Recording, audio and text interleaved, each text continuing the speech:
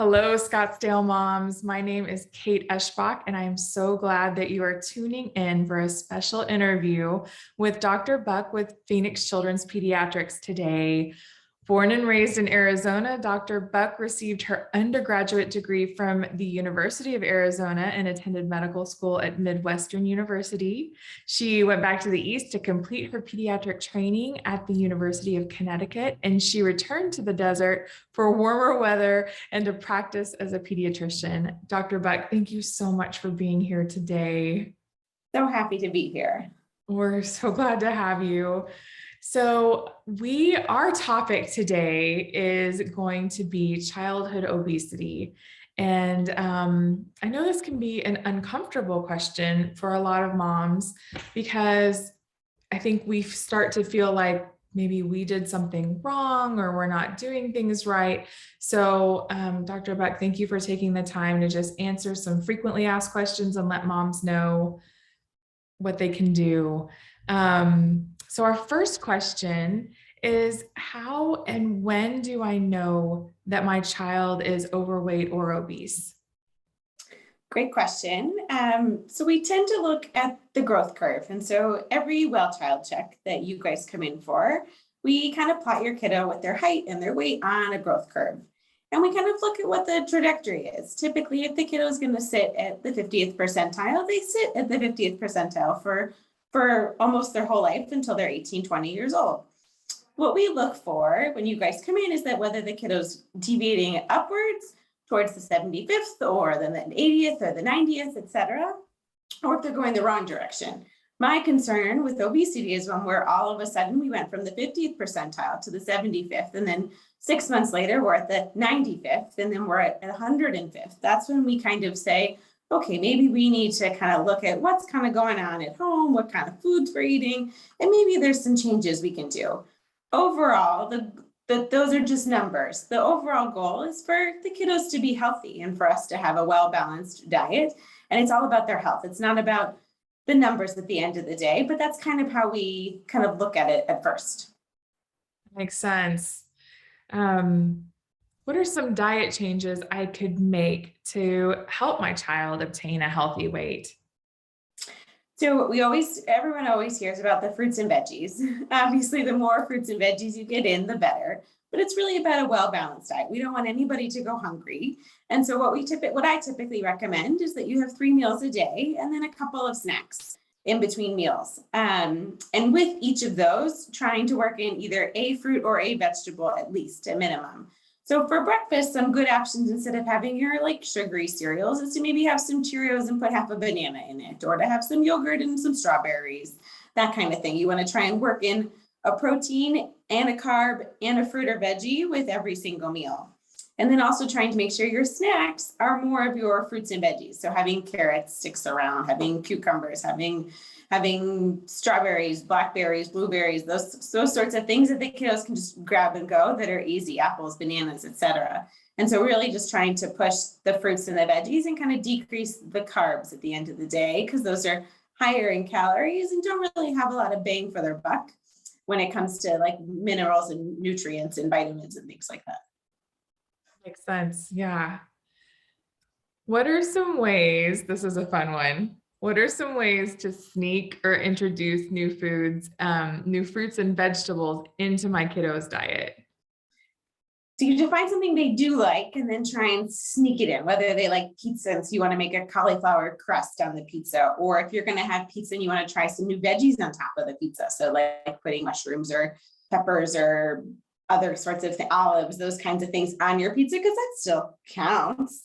Some other good ways are to add, like if you're having oatmeal for breakfast, just stick half a banana in the oatmeal and see what happens. Because at the end of the day, if they like oatmeal, maybe they just will like the addition of something else on it. Other ways are soups. Soups are a really great way to sneak in veggies. They don't taste the same. You can make a veggie soup that's got pasta in it if your kid's a big, huge pasta lover, but yet you can sneak in carrots and celery and zucchini and all different types of things, tomatoes, etc. So soups are a really, really great way.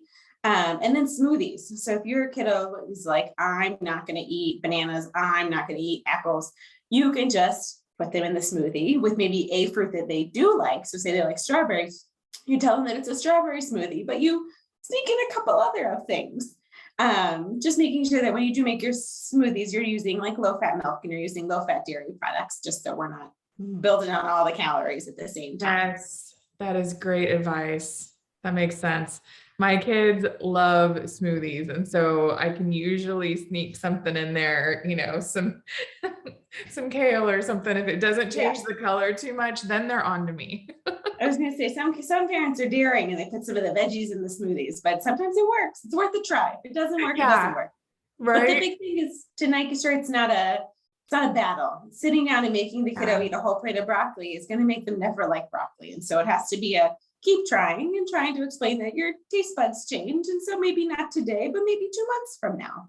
Right? Yeah, no, that is great advice. Even as an adult, I find that things that I either thought I didn't like or I didn't like as a kiddo, well, now I suddenly like them, and it's like, Yeah, oh, exactly. whole Kids new are the same world. way. What are some of your recommendations for physical activity for kids? So you have to find something that the kiddos like to do. You can't force the kiddo to walk around the block if they don't like to walk around the block. And so with the younger ones, and even some of like your school age kiddos, like second, third, fourth, fifth grade, that kind of thing. In the summer, I know it's hot here. And so doing like they're going to the pool obviously is a great one. It's a great activity. And then there's a lot of things on YouTube. You'd be surprised if you were just to Google dance videos on YouTube for kids or sing-alongs or exercise videos for kids. There's a ton of options on there that you can just put on the TV and dance in your living room. And that That is a great idea. counts as Love physical that. activity.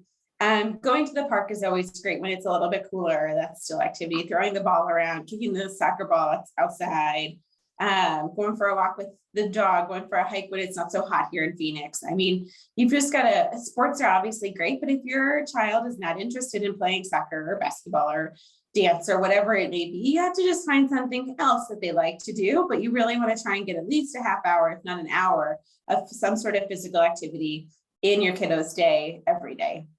It doesn't have to be a total consecutive like hour. So it could be 20 minutes here, 20 minutes there, 20 minutes someplace else.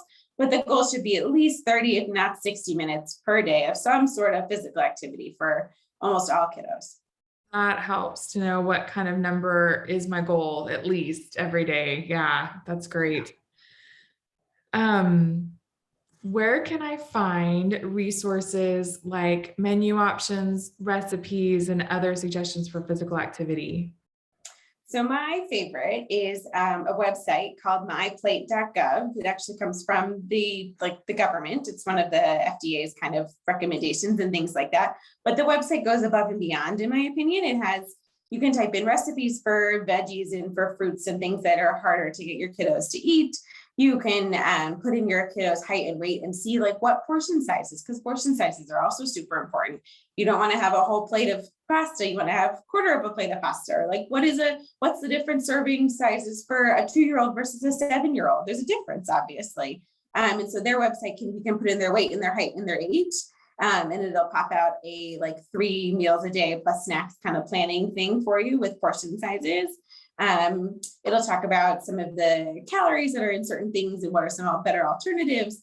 It's a really great website that's got a lot of stuff on it. You just kind of have to explore it and take some time to look, but myplate.gov is probably my favorite. That is awesome. And that's great I'm thinking, before I go to the grocery store, look at that, get some new ideas. Cause I know this summer, it's one thing when they're in school and eating there, and it's like, okay, I'm going to have to ramp up. It's almost time to ramp up my recipes. So we're not eating the same 5 things every week. Yes. Got to be creative. And the recipes they have there are great because they're healthy and they're meant to be for those sorts of age groups of kiddos and things like that. So That's awesome. That's awesome. Well, I think that's all the time we have for today. Dr. Buck, thank you so much for taking the time to share your knowledge with the community. of course, my pleasure. Happy to answer any of your questions anytime. Thank you. So Scottsdale Moms, Dr. Buck is a new provider with Phoenix Children's Pediatrics in Paradise Valley, and she is accepting new patients. And for all of the Phoenix Children Pediatrics locations, be sure and visit phoenixchildrenspediatrics.org. I will be sure and put the link in the show notes and the video notes, and that way you can click on that and get your appointment scheduled. Thank you, Dr. Beck. Bye.